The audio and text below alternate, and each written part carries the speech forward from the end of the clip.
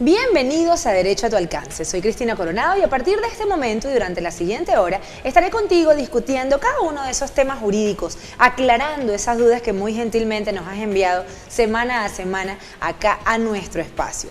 El día de hoy me complace mucho presentar a este invitado que estoy segura será de muchísimo provecho para todos ustedes y que va a aclarar alguna de esas dudas que nos han enviado. Se trata del doctor José Gregorio Macías, director de la Fundación de Estudios Jurídicos Eligios Macías Mujica y un gran amigo de la casa, uno de los colegas de los que desde el punto de vista de lo que tiene que ver con el derecho civil respeto más y que me complace decirle de nuevo bienvenido porque la forma en la cual les va a explicar estoy completamente segura que les va a satisfacer a cada uno de ustedes. Bienvenido, José. ¿Cómo estás? Gracias por tu nueva invitación, Cristina.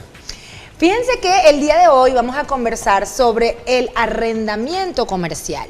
Y hay unas cosas que son súper interesantes en esta materia, José, y me encanta que hayas venido y que hayas dicho sí, porque hay personas que confunden el arrendamiento inmobiliario con el arrendamiento comercial y creo que es necesario desde el principio distinguir esta figura de la otra para que sepamos más o menos hacia dónde vamos y sobre todo por aquellos casos en donde puede iniciar la cosa como un arrendamiento inmobiliario y luego se transforma la vivienda en una serie de locales y la cuestión cambia. Oriéntanos, por favor. Fíjate algo, el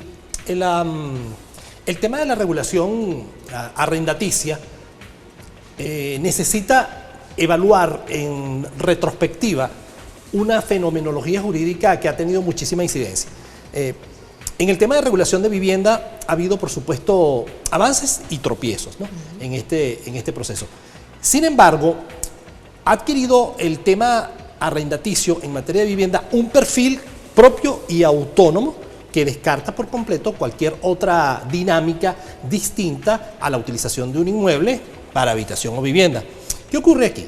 Que en el año 99 se dicta una ley de arrendamiento inmobiliario que pretendía abarcar, es decir, cubrir todas las necesidades que el sector arrendaticio tuviese en materia de regulación jurídica. Fue una ley muy eficiente, fue una ley que implementó en Venezuela la noción de prórroga legal, que establece algunos beneficios, además que tiene muchísima lógica, porque digamos que el inquilino en determinado momento debe entregar el inmueble por vencimiento del contrato y recibe quizá tardíamente la notificación de que no se le va a renovar, de que no va a tener una prórroga, ¿no? Porque la prórroga puede ser legal o convencional, ¿no? La prórroga convencional de acuerdo entre las partes. Esta ley adopta la prórroga legal y fue un punto interesantísimo porque le flexibilizó un poco al inquilino solvente, al inquilino que está cumpliendo con sus obligaciones, le flexibilizó el tema de su eventual mudanza, porque no es lo mismo que una persona termine el contrato con la expectativa de que se lo va a renovar o no, y tiene que hacer un gasto en establecerse en otro lugar y poder mantener la actividad que él desarrollaba. La ley de arrendamiento inmobiliario pretendió regular todo este tipo de situaciones. Luego fue necesario establecer tienda aparte para vivienda. Totalmente. Y pues el gran fenómeno de la dolarización o del crecimiento del comercio tuvo un peso fortísimo en que se estaban alquilando, existiendo el régimen de control cambiario, locales comerciales en divisas. En ese momento, y estoy hablando antes del 2017, porque la ley de arrendamiento inmobiliario comercial es del año 2014, se dicta la ley en plena vigencia del control cambiario y se prohíbe que se pudieran establecer cánones en divisas. Sin embargo, había una fuerte presión monetaria de que esta situación iba en determinado momento a imponerse, pero no en ese momento. Se dicta esa ley de arrendamiento comercial que pretende salvaguardar al comerciante que está desarrollando su actividad, cualquier actividad que tenga que ver con el comercio, en un local arrendado para evitar que se le colocara encima el peso fortísimo de pagos de canon en divisa. En ese momento, esa ley va a regular este tema, estableciendo además una prohibición de fijar cánones en divisa. Entonces la cosa como que medio se enredó para algunos, ¿no? Porque si ciertamente decían, este modelo de negocios lo quiero desarrollar y darme la garantía de poder obtener una rentabilidad, ¿cómo es que tengo una figura jurídica que de pronto me lo da, pero al mismo tiempo me lo quita, ¿no? Así es. Tuvo en su primer momento una visión de protección al comercio.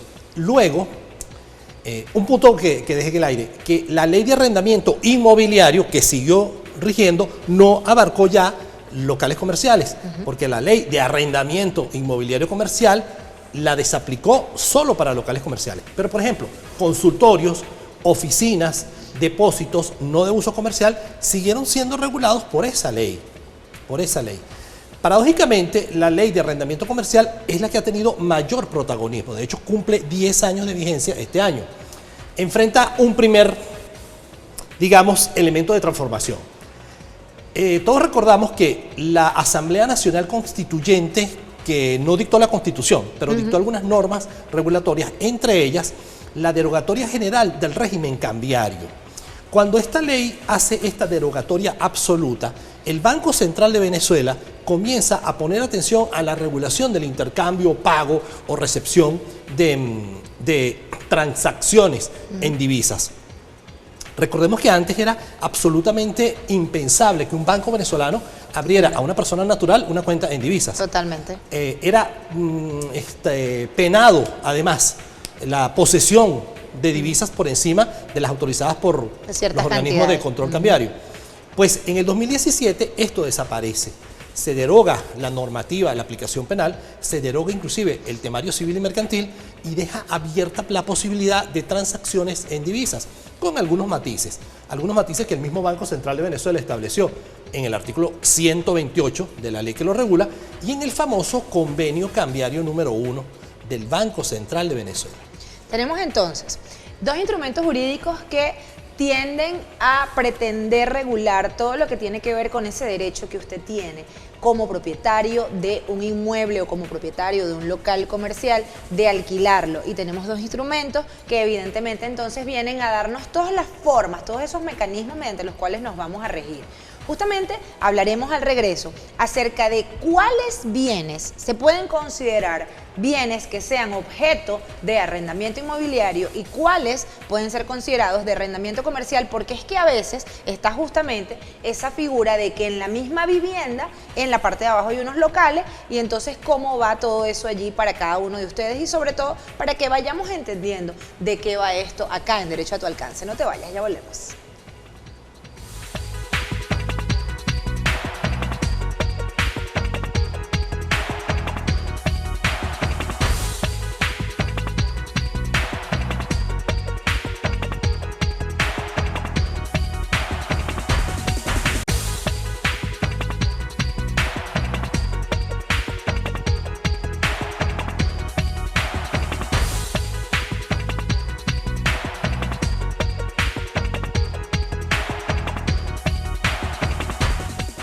Estamos de vuelta en Derecho a tu Alcance conversando el día de hoy sobre el arrendamiento comercial.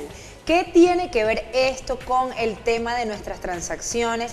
Esa capacidad que tengo de disponer de mi propiedad, pero lo debo hacer mediante la figura de un arrendamiento inmobiliario o existe otro instrumento jurídico que lo controle. El día de hoy me acompaña el doctor José Gregorio Macías, especialista en esta materia y quien evidentemente está acá para recordarte que el derecho está a tu alcance y responder esas preguntas. Dejamos en el aire un supuesto y es la figura o la posibilidad de que yo arriendo un inmueble, que es una casa constituida por habitaciones y locales comerciales en la parte de abajo. ¿Qué se aplica allí desde el punto de vista jurídico en cuanto al contrato? ¿Por dónde me rijo? Fíjate algo, el arrendamiento como figura civil permite, digamos, la regulación parcial de las actividades que se desarrollan en un mismo inmueble. Es decir, si eso existe realmente, si existe, que existe por supuesto, si existe una situación en la que tengo una vivienda con locales comerciales, el alquiler de los locales comerciales tiene que ser distinto al contrato de alquiler de vivienda. ¿Deberían ser dos contratos? Deberían ser dos contratos. Ok. Por supuesto que va a generar un tema, algo de conflicto, porque si el mismo arrendador que es lógico que así sea, es el arrendador de la vivienda y el arrendador del local comercial, pues pareciera que allí se genera como una especie de confusión en el tema de la actividad que se desarrolla. Pero ni la regulación comercial puede afectar los derechos que en el arrendamiento de vivienda existen, están establecidos, ni el tema del arrendamiento de vivienda puede afectar o modificar o condicionar el desarrollo del contrato cuando se trata de un local comercial. Exactamente. ¿Qué ocurre con alguna frecuencia? Que se realiza un contrato de arrendamiento de vivienda y una persona en determinado momento coloca allí es un local comercial. Ajá. Ese contrato se va a resolver de pleno derecho. Esa persona modificó el uso del inmueble y por lo tanto incurre en una de las causales de desalojo que prevé la ley de arrendamiento comercial, inclusive de vivienda. Y puede ocurrir también que una persona alquila un local comercial, le coloca allí el uso, por ejemplo, qué sé yo, venta de accesorios digitales, y allí se pone a vivir, ¿correcto? Imagínate. Es decir, pues desnaturaliza ese contrato y ese contrato, por supuesto, incurriría en una causal de desalojo, ¿verdad? Conversanos, por favor, acerca de esa disyuntiva entre la factibilidad de poder estimar en divisas el tema de los arrendamientos. Existen algunas notarías que permiten unos documentos bajo esta figura, hay otras que no.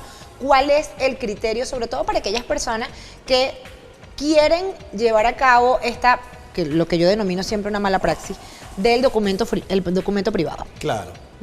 Fíjate que la primera observación que podría hacer allí en el cierre de tu pregunta es que precisamente la ley de arrendamiento comercial le concede al arrendatario el derecho de tener un contrato por escrito y autenticado, es decir, que al menos haya ido a la notaría. ¿Qué ocurre o qué situación se presenta?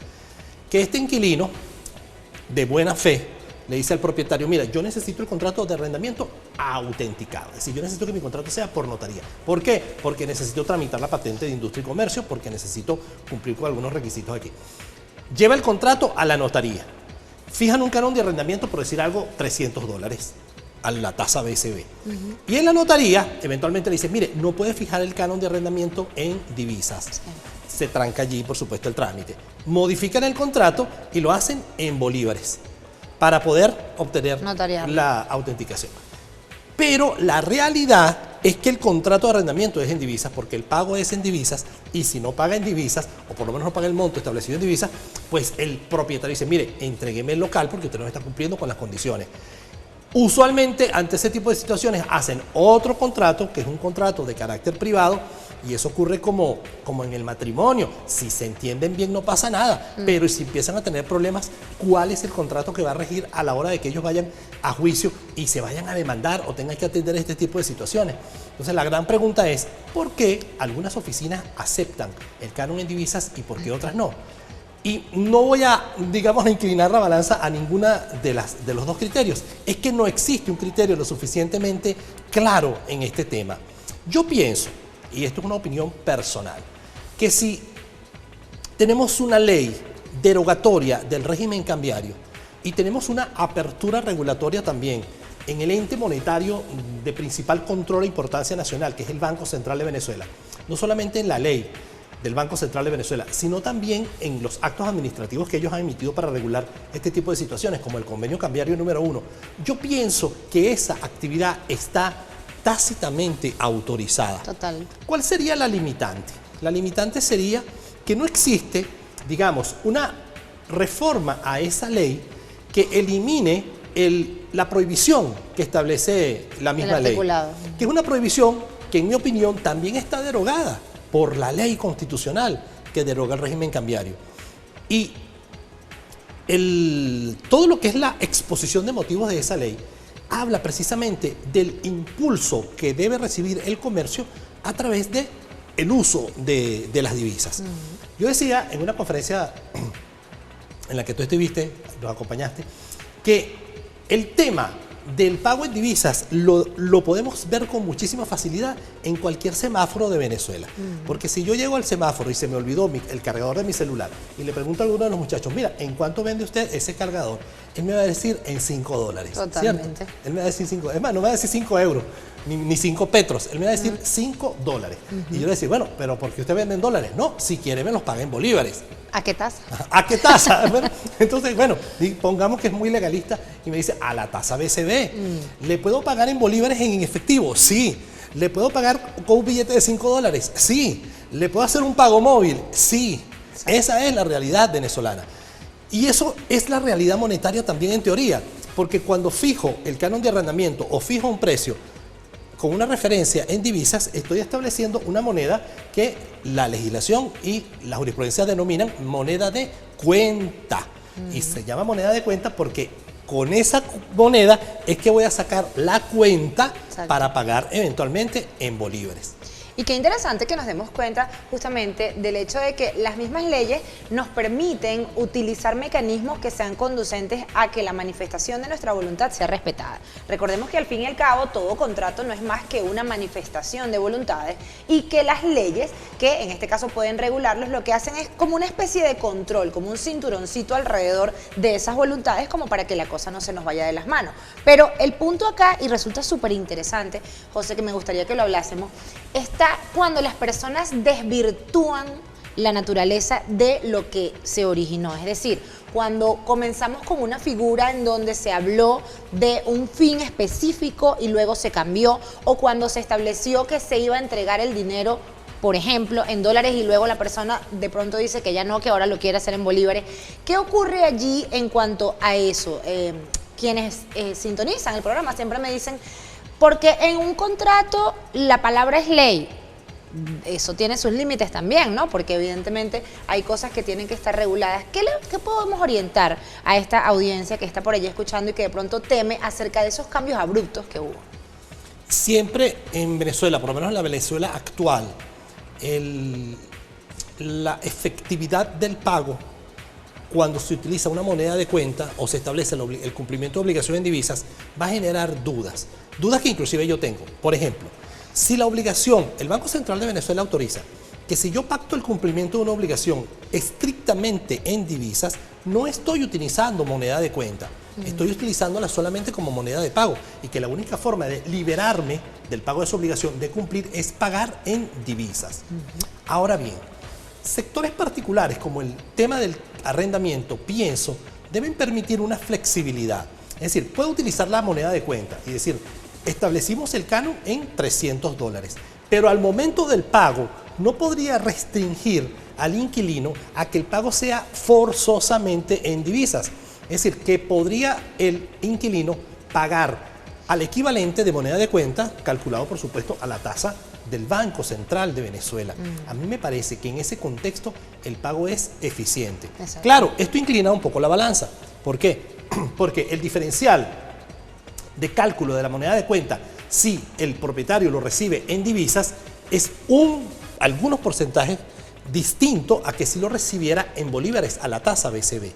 Y esto, por supuesto, podría establecer una animadversión en el propietario al indicar, este inquilino siempre me está pagando en bolívares a la tasa BCB, cuando inicialmente pactamos fue que el canon de arrendamiento iba a ser en divisas. Más sin embargo, no puede reputarse eso como falta de cumplimiento de la obligación. Coincido contigo. Es importante que tengan en cuenta eso. No se vayan porque al regreso vamos a responder a unas preguntas que nos enviaron y que hemos convertido en un caso para que nuestro especialista los oriente al respecto. Ya volvemos.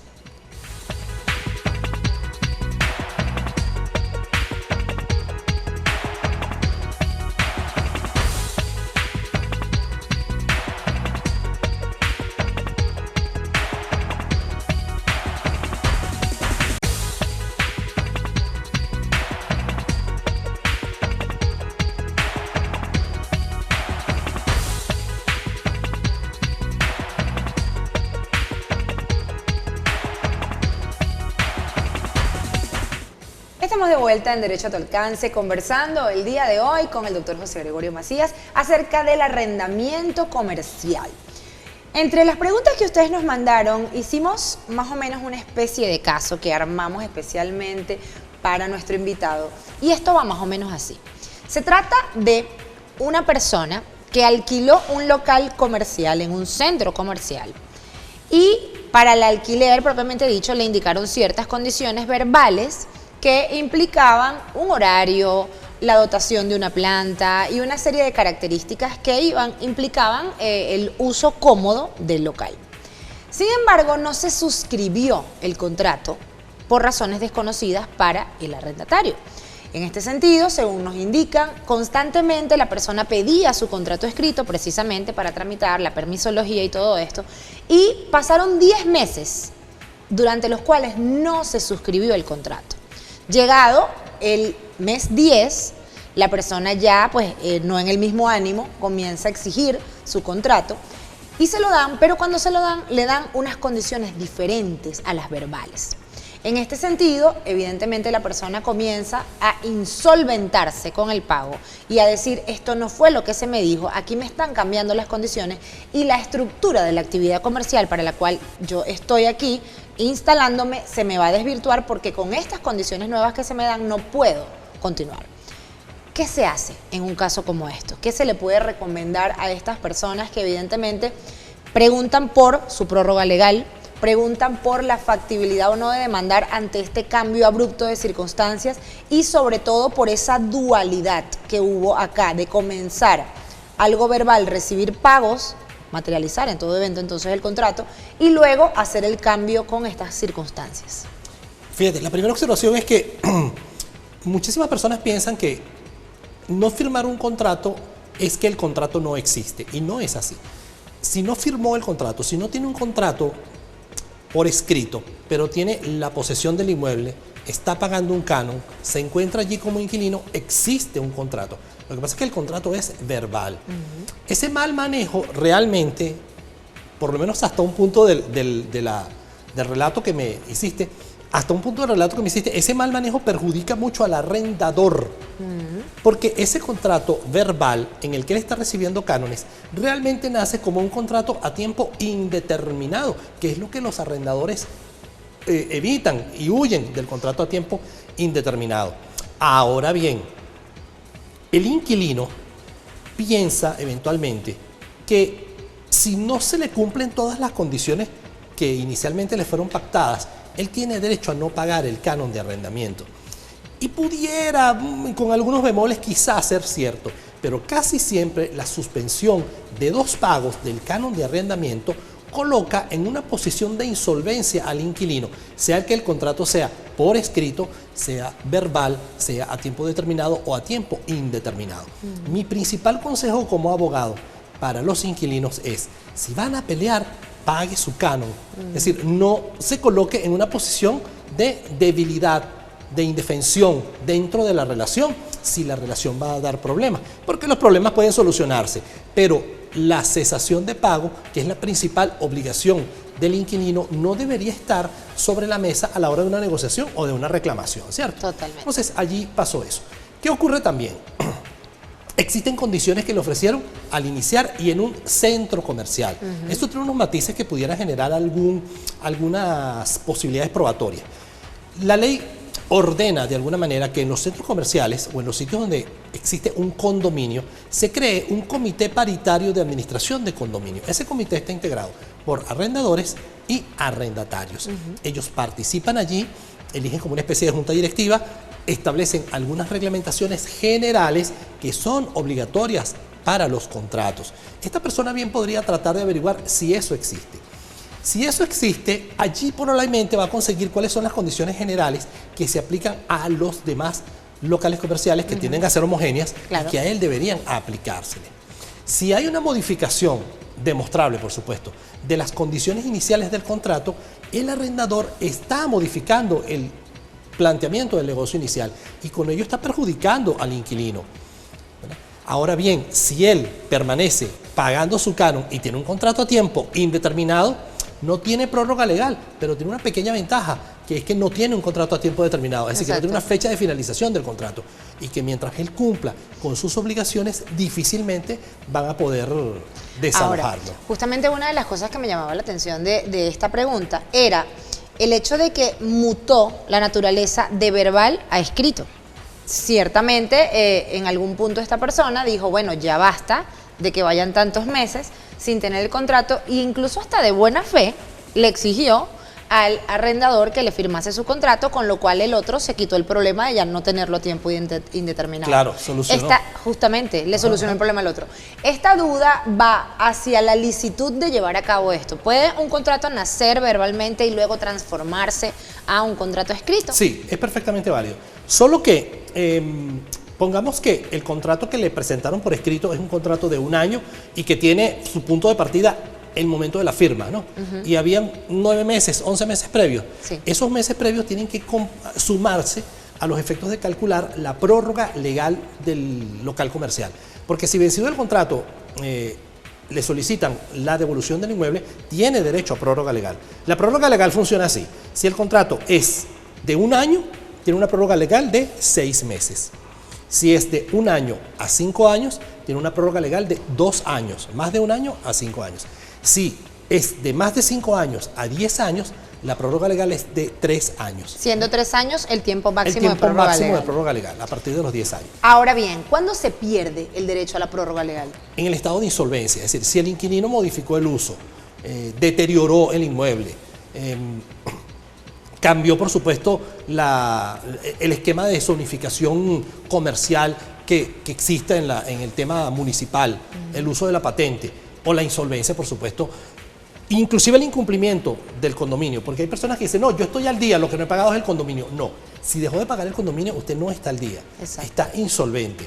Para poder disfrutar del beneficio, pues la prórroga legal es un beneficio a favor del inquilino, tiene que tener un estado de solvencia pleno en el desarrollo de su contrato. Y la solvencia implicará, como bien lo señala nuestro invitado, todos los conceptos que tengan que ver en ese lugar mediante el cual usted desarrolla su comercio. Si se trata de un centro comercial, evidentemente entonces lo que tenga que ver por concepto de condominio u otros gastos adicionales que en este momento en el país, evidentemente el servicio de planta generalmente está incluido allí, y también cualquier otro tipo de gastos. Al regreso vamos a hablar de algo bien particular y es las causas por las cuales puede rescindirse un contrato en nuestro país. No te vayas.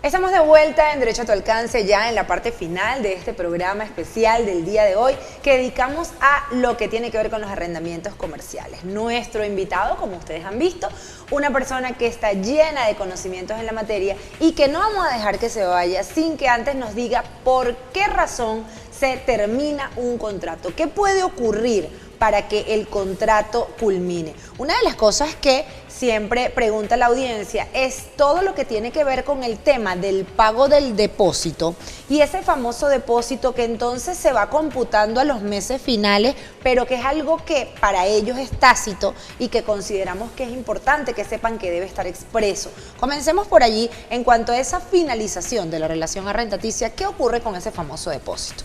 Fíjate, algo bien interesante es que el depósito es una garantía. Y es una garantía que los abogados llamamos real. ¿Por qué? Porque el dinero es algo tangible.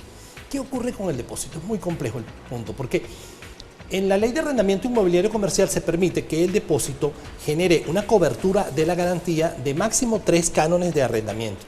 Pero quizá la primera razón de desalojo o de procedencia del desalojo en este tipo de contratos es la falta de pago de 2 mensualidades, ¿no? O 2 cánones. ¿Qué ocurre? Que el inquilino pudiera eventualmente tener un problema financiero, monetario, de liquidez, y le dice al arrendador, descuente del depósito el canon, y al arrendador tal vez le interesa. Eso es una práctica absolutamente en infracción de lo que es el contrato y la ley. ¿Por qué?